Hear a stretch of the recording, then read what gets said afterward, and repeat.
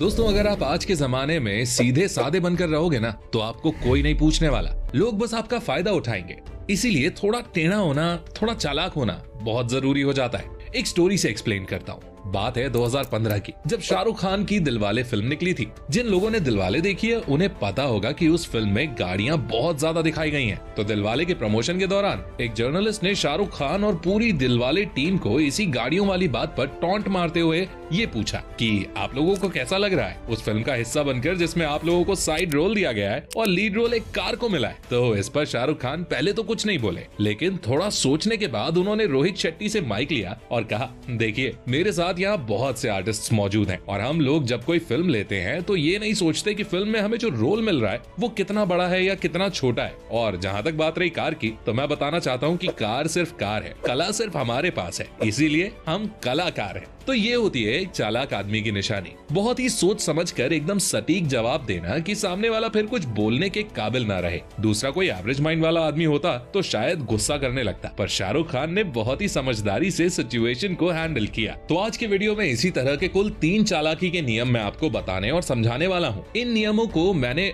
48 laws of power नाम की world famous book से लिया है। ये नियम बहुत ही पावरफुल है और अगर इनमें से एक भी नियम आप खुद पर इम्प्लीमेंट करते हो तो लोग आपको एक होशियार और चालाक आदमी मानेंगे और आपकी लोगों के बीच में एक पावरफुल इमेज भी बन जाएगी। इसीलिए मैं चाहूंगा कि आप इस वीडियो को पूरी अटेंशन के साथ देखो। तो दोस्तों, आज फिर जबरदस्त वैल्यू ऐड करेंगे आपकी लाइफ में। So let's begin. नियम number 3, win through your actions, never through your argument. Athens के कमांडर म्यूसियानस ने अपने इंजीनियर को यह ऑर्डर दिया कि हमें पर्गमुस शहर पर कब्जा करना है और इस काम के लिए तुम सबसे बड़ी बोट्स और शिप्स बनाओ और उन्हें वहां भेजो। उस इंजीनियर को थोड़ा रिसर्च करने के बाद पता चला कि बड़ी शिप्स की जगह छोटी शिप्स को भेजना ज्यादा अच्छा रहेगा। तो वो अपने कमांडर म्यूसियानस के पास गया और बोला कि कमांडर, हमें बड़ी नहीं बल्कि छोटी शिप्स को भेजना चाहिए, वो बेहतर रहेगा। कमांडर ने कहा, नहीं, अभी तुम बड़ी शिप्स को ही भेजो, वो ही अच्छा होगा। इंजीनियर अपने कमांडर से बहस करने लगा, नहीं, आप मेरी बात नहीं समझ रहे, छोटी शिप्स ही अच्छी रहेंगी। कमांडर को इस बात पर गुस्सा आ गया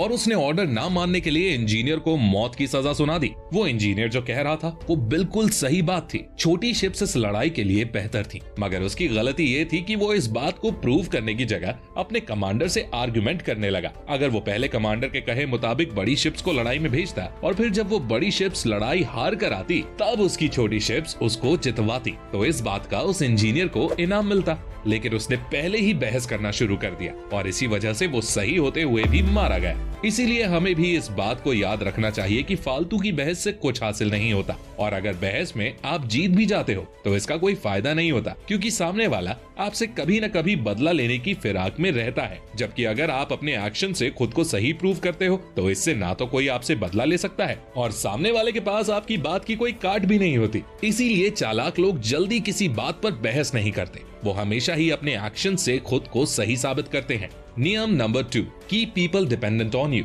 लोगों को खुद पर निर्भर रखो, चाहे कोई आपसे प्यार करता हो या ना करता हो, पर अगर उसको आपकी जरूरत है तो वो कभी भी आपको नुकसान पहुंचाने की कोशिश नहीं करेगा। फ्रांस के किंग लुई 11 ने एक बार अपने एस्ट्रोलॉजर से पूछा कि अपनी एस्ट्रोलॉजी का यूज करके मुझे बताओ कि तुम खुद कब तक जिंदा रहोगे। तो उस एस्ट्रोलॉजर ने किंग को बताया कि महाराज, मेरी मौत आपके मरने के 3 दिन पहले होगी। ये सुनकर लुई 11 के होश उड़ गए, क्योंकि उस दिन उन्होंने उस एस्ट्रोलॉजर को मारने का प्लान बना रखा था। लुई 11 को उस एस्ट्रोलॉजर पर शक था कि ये अपनी भविष्यवाणी को सच करने के लिए लोगों को मार देता है ताकि दूसरों का उसकी विद्या पर यकीन बना रहे, और इसीलिए राजा ने उसको मारने का सोचा था। पर जब एस्ट्रोलॉजर ने ये कह दिया कि मेरे मरने के 3 दिन बाद आपकी मौत होगी, तो लुई 11 घबरा गए। उन्होंने इस एस्ट्रोलॉजर को मारने के बजाय उसको कई इनाम दिए, उसको सम्मानित किया और उसकी देख रेख के लिए अलग से डॉक्टर्स की एक टीम को उसके साथ रहने को कहा ताकि वो ज्यादा से ज्यादा समय तक जिंदा रह सके। और इस तरह उस एस्ट्रोलॉजर ने राजा को खुद पर डिपेंडेंट कर दिया। अब वो राजा चाहकर भी एस्ट्रोलॉजर का कुछ नहीं बिगाड़ सकता था और इसी तरह वो एस्ट्रोलॉजर कई सालों तक राजा से बचता रहा। तो जिंदगी में हमेशा ऐसे बनो कि लोग आप पर डिपेंड हो जाएं, आपके बिना उनका काम ना चले। कभी भी उन्हें इतना मत सिखा दो कि वो आपके बिना रहना सीख जाएं। ये बात सुनने में भले ही थोड़ी कड़वी लगे, पर अगर चंट चालाक बनना है तो ये नियम आपके जीवन में याद रखना बहुत जरूरी है। नियम number 1, Get others to do the work for you, but always take the credit. Thomas Alva Edison का नाम तो सबने सुना ही होगा। पूरी दुनिया उन्हें बल्ब के इन्वेंशन के लिए याद करती है, पर शायद ही किसी को पता होगा कि थॉमस अल्वा एडिसन एक साइंटिस्ट से ज्यादा एक चालाक बिजनेसमैन थे। जी हाँ, हमें साइंस बुक्स में पढ़ाया जाता है कि 1879 में थॉमस अल्वा एडिसन ने एक क्रांतिकारी इन्वेंशन किया जिसे आज हम लाइट बल्ब के नाम से जानते हैं। मगर क्या आपको पता है कि एडिसन से 10 साल पहले ही ब्रिटिश इन्वेंटर जोसेफ स्वान ये लाइट बल्ब इन्वेंट कर चुके थे और इंग्लैंड के शहर न्यू कासल में उनके लाइट बल्ब्स लोग यूज भी करते थे। पर जोसेफ स्वान के बल्ब में कार्बन पेपर फिलामेंट का यूज हुआ था, जिसकी वजह से उनके लाइट बल्ब्स बस 13.5 घंटे ही जलते थे।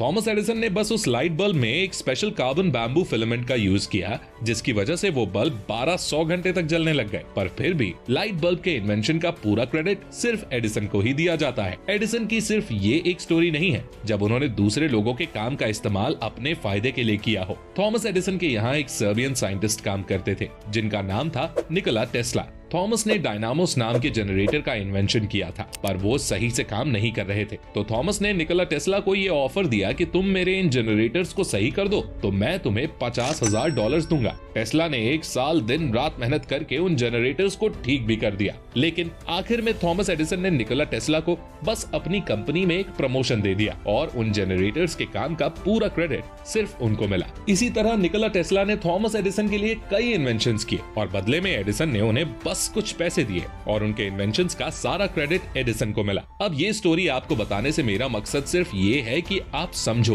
कि हम अकेले सब नहीं कर सकते। हर इंसान के पास सिर्फ कुछ स्किल्स ही होती हैं और अगर उसे कुछ बड़ा करना है तो उसे 100 अलग तरह के काम करने होते हैं और इसीलिए जरूरत पड़ती है दूसरे लोगों की। ऐसे लोग जो आपके लिए काम करें और बदले में आप उन्हें कुछ पैसे दे दो। यहाँ हम किसी के साथ कोई बुरा नहीं कर रहे, बस दूसरे के समय और एनर्जी को अपने काम के लिए यूज कर रहे हैं, क्योंकि हमारा खुद का समय और एनर्जी लिमिटेड है। इसीलिए जो काम दूसरे आपके लिए कर सकते हैं उन कामों को खुद नहीं करना चाहिए। खुद बस उन्हीं कामों को करना चाहिए जो आपके लिए करना जरूरी है और बाकी काम के लिए आप अपनी एक टीम बना सकते हैं, क्योंकि आखिर में सारा क्रेडिट सिर्फ लीडर को ही मिलता है, टीम को कोई याद नहीं रखता। तो दोस्तों, ये थे चालाकी के वो नियम जिन्हें हर सक्सेसफुल और वाइज आदमी फॉलो करता है और अगर आपको भी सक्सेसफुल और वाइज बनना है तो इन नियमों को फॉलो करो। आई होप ये वीडियो आपको पसंद आई होगी। पसंद आई है तो लाइक जरूर करें और आपको ये नियम कैसे लगे हमें कमेंट करके जरूर बताएं और ऐसी ही गजब की वीडियोस देखने के लिए हमारे चैनल को सब्सक्राइब करके बेल आइकन दबाना बिल्कुल मत भूलना। मैं मिलता हूं आपसे अगली वीडियो में, तब तक के लिए take care, love you all the best.